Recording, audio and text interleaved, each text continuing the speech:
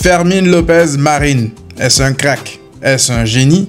Est-ce un très bon joueur? Est-ce un surdoué?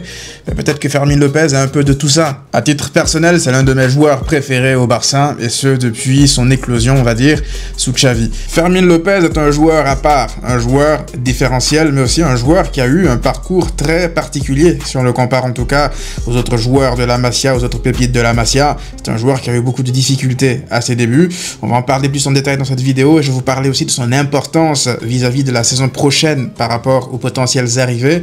Accrochez-vous les amis. Avant d'aller plus loin, cette vidéo est sponsorisée par mon partenaire Redfoot, site de vente de maillots en ligne. Ils m'ont fait parvenir ce survêtement que vous pourrez trouver sur leur site. Si vous achetez 3 articles, ils offrent un maillot supplémentaire de votre choix gratuitement. Si vous achetez 5 articles, ils offrent 2 maillots supplémentaires de vos choix gratuitement. La procédure pour avoir les maillots gratuits se trouve actuellement à l'écran ou alors en description. Si vous utilisez le code de réduction Massiane, vous aurez 18% de rabais sur la totalité de vos achats. On retourne à Fermín López. Je vous disais tout à l'heure que le parcours de Fermín López est assez atypique, assez particulier, mais c'est tout simplement parce qu'il n'a pas eu la même trajectoire que les Gavi, les Lamine Yamal, les Baldé. Gavi, on parlait déjà de lui en catégorie jeune, Lamine Yamal, j'en parle même pas, Alejandro Baldé, c'était de bons prospects, alors que Fermín López est un joueur qui avait du mal déjà en catégorie inférieure à s'imposer. Il était vu comme un joueur assez petit, assez frêle. Et Fermín López a dû partir du Barça, il a dû partir à Linares pour pouvoir se développer, essayer de s'imposer. Et même là-bas, ça n'a pas été facile pour lui. Déjà, de quitter le Barça, ça n'a pas été facile pour lui, parce que comme il le dit, c'est tout ce qu'il connaissait dans sa vie. Comment est-ce salir del Barça?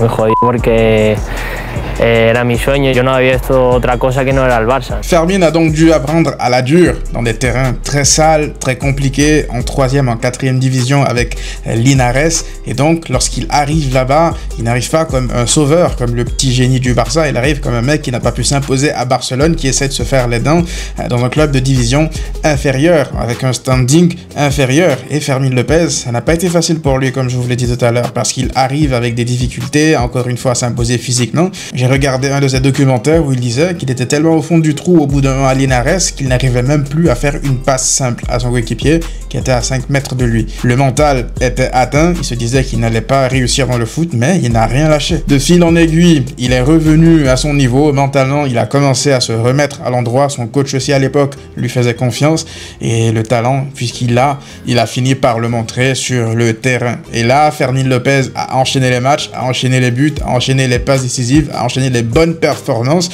jusqu'à ce que Xavi arrive au Barça. Et lorsque Xavi arrive, c'est le tournant de sa carrière, parce que Fermín, il revenait de près justement à Linares, le club ne savait pas trop ce qu'ils allaient faire de lui, personne ne savait c'était quoi son plan d'avenir, et puis Xavi l'a testé à un des entraînements. Il n'a fallu que d'une séance d'entraînement pour se dire qu'il va faire la tournée de pré-saison avec l'équipe première, et c'était le tournant de la carrière de Fermín, le reste appartient à l'histoire.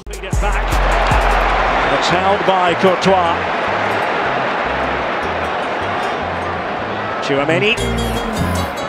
Press was on from Rafinha and company. Fermín López. Oh!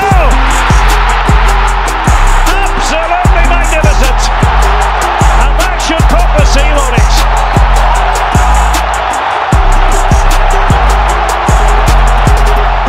What a hit it was. Fermín López. Oh, he won't forget that moment in a hurry. Real Madrid had switched on. And it looks as though it's going to be 3 out of 3 for Barcelona in terms of El Clasico on you. Cette action dans son entièreté, je pense qu'elle résume parfaitement le joueur qu'est Fermín López. Le bombazo de fou furieux, avec une frappe lourde de l'extérieur de la surface pied gauche, et la célébration pleine de rage avec des émotions. On le voit, certes c'était son premier but sous les couleurs du Barça, mais Fermín, il marque face à une D5, il célèbre absolument de la même manière. La passion qu'il a pour lui, pour le Barça, c'est ce qui le caractérise. C'est pour ça que c'est l'un de mes joueurs à titre personnel préférés dans cet effectif. Avant d'aller plus loin les amis, j'aimerais vous inviter à venir me rejoindre sur ma chaîne Twitch, parce que ce vendredi ou ce samedi, voire vendredi et samedi, nous ferons des live Twitch où nous parlerons du Barça en direct, l'actualité, que ce soit le mercato, peu importe. Venez me rejoindre sur Twitch, le lien sera en description. Revenons sur Fermín López, parce que je vous disais tout à l'heure, c'est un joueur différent. C'est pas un joueur différent uniquement dans son parcours, mais c'est aussi un joueur différent dans son style, parce que Fermín López, contrairement aux autres milieux du Barça, formé à la Masia, t'as l'impression que lui, les jours jours de séances de formation sur le tiki-taka, la posa, les petites passes, de redoubler des passes. J'ai l'impression que lui, soit il séchait les cours, ou alors il s'endormait. On voit que c'est pas du tout un milieu typiquement formé traditionnellement au Barça, dans le sens où c'est un joueur brutal, en fait. Un joueur qui adore le chaos. C'est un joueur qui n'est pas du tout dans le style des Pedri, même Pedri qui n'est pas formé à la Masia, un style plus Masia, milieu compatible que Fermin. Vous savez, dans le football actuel, en tout cas dans le football des 10 dernières années, s'il y a un milieu auquel je pourrais comparer Fermin Lopez, c'est tout simplement Kevin De Bruyne. C'est un joueur total au milieu de terrain qui est capable de marquer des buts, qui est capable de faire des passes décisives, qui est capable de dribbler, qui est capable de faire plein de choses en fait sur un terrain. C'est pas un simple milieu relayeur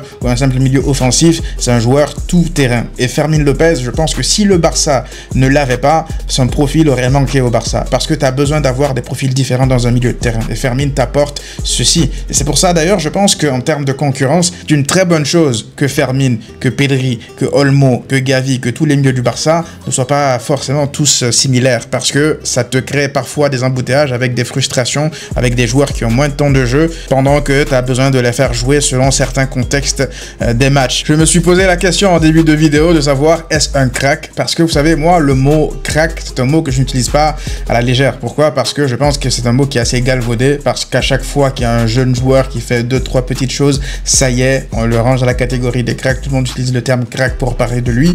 Alors que pour moi, un crack, c'est un joueur totalement différent, au-dessus du lot. Moi, je pense que Fermin Lopez, pendant très longtemps, je me suis dit que ce n'était pas un crack, c'était un très bon joueur. C'était même un très bon joueur.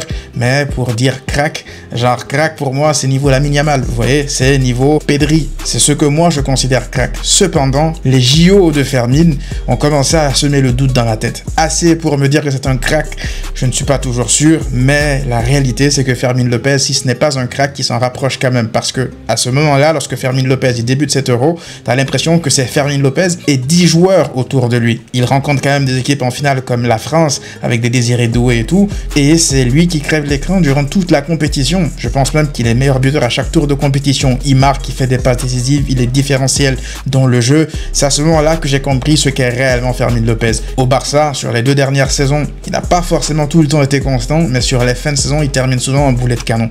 Il faut pas oublier que c'est un jeune joueur. Moi, je pense qu'aujourd'hui, si Fermin Lopez ne jouait pas au Barça et que le Barça est intéressé par lui dans un autre club, on se réfère tout de suite là à sa valeur de transfert market. C'est très simple. C'est un joueur d'une valeur de 50 millions d'euros. Moi, je pense qu'il vaudrait même plus cher. Aujourd'hui, si le Barça devait vendre Fermin Lopez, il le vendrait à minimum 60-65 millions d'euros, voire 70 à 80 millions d'euros à des Anglais parce qu'ils sont prêts à mettre de l'argent pour un joueur comme ça. Fermin est un joueur qui prendrait du plaisir en première ligue. Le style chaotique, le style box-to-box, des milieux comme ça, il y a plein d'équipes dans lesquelles il pourrait totalement s'épanouir. Mais avec ses qualités techniques en plus et même son physique, ça c'est quelque chose qu'il faut aussi montrer du doigt parce que Fermin, au-delà des qualités techniques qu'il a, moi je trouve que c'est quelqu'un qui prend quand même assez bien les chocs. C'est un joueur qui n'arrête pas de recevoir des coups mais qui ne tombe pas au moindre contact physique. Moi je le vois parfois dans ses dribbles, il se lance comme ça dans des rushs, il reçoit des coups, il reste sur ses 2 pieds, il avance. Et ce qui crée parfois des occasions pour le Barça. Donc aujourd'hui Fermin,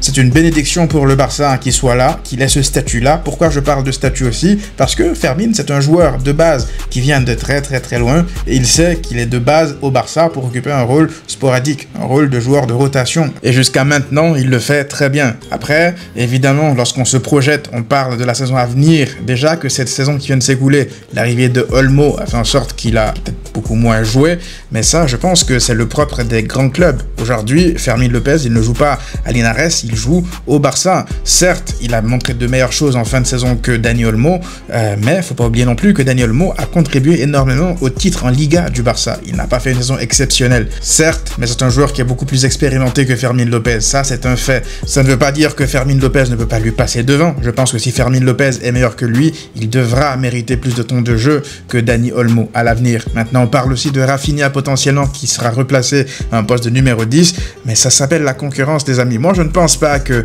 Fermin Lopez Lopez aura forcément moins de temps de jeu. Pourquoi? Parce que déjà, il est polyvalent. Il peut jouer au milieu comme relayeur, il peut jouer comme faux ailier gauche, il peut jouer comme faux numéro 9, il peut jouer comme numéro 10. Donc voilà, c'est un joueur qui aura du temps de jeu, je ne m'inquiète pas pour lui. En fait, les bons joueurs savent se rendre indispensables. Je pense qu'il y a une saison de Coupe du Monde qui arrive. À la fin de la saison, il y aura une Coupe du Monde qui va tout de suite s'enchaîner. Il n'y a pas grand joueur, je pense qu'il aura envie de jouer 60-70 matchs durant la saison régulière de championnat, Ligue des Champions, Coupe, etc. Donc les temps de jeu seront répartis entre les joueurs et le Barça aura besoin d'avoir des joueurs de qualité comme ça sur son banc, mais aussi sur le terrain. Et Fermín Lopez rentre parfaitement dans cette logique. Aujourd'hui, il a 22 ans, il ne faut pas l'oublier, il ne faut pas non plus trop vouloir tout de suite. S'il est bon, forcément, il va jouer. C'est la méritocratie. Mais ça sera aussi à Flick de gérer le temps de jeu de ses joueurs, de bien répartir afin qu'il n'y ait pas de frustration, d'impliquer tout le monde, en fait. Parce que moi, je me rappelle que la saison qui vient de s'écouler, le Barça a beaucoup trop aligné le même 11 pendant trop longtemps. Il y a beaucoup de joueurs qui ne sortaient pas et en fin de saison, ça s'est ressenti. Je pense même que la période novembre-décembre a été limite fatale pour le Barça. A failli être fatale parce que le Barça, physiquement, c'était compliqué. Ils n'arrivaient plus à enchaîner les matchs. Ils mettaient plus un pied devant l'autre. Il y avait des blessés et le Barça a lâché beaucoup de points. Le Real est repassé devant. Pourquoi? Parce qu'on ne tournait pas assez avec un jeu extrêmement énergivore. Du coup, le Barça aura un effectif pléthorique. Il faudra s'appuyer dessus. Les Fermín Lopez, les Dani Olmo, les Rafinha, tout le monde aura du temps de jeu. Je pense qu'une quarantaine, une cinquantaine de matchs par-ci par-là pour certains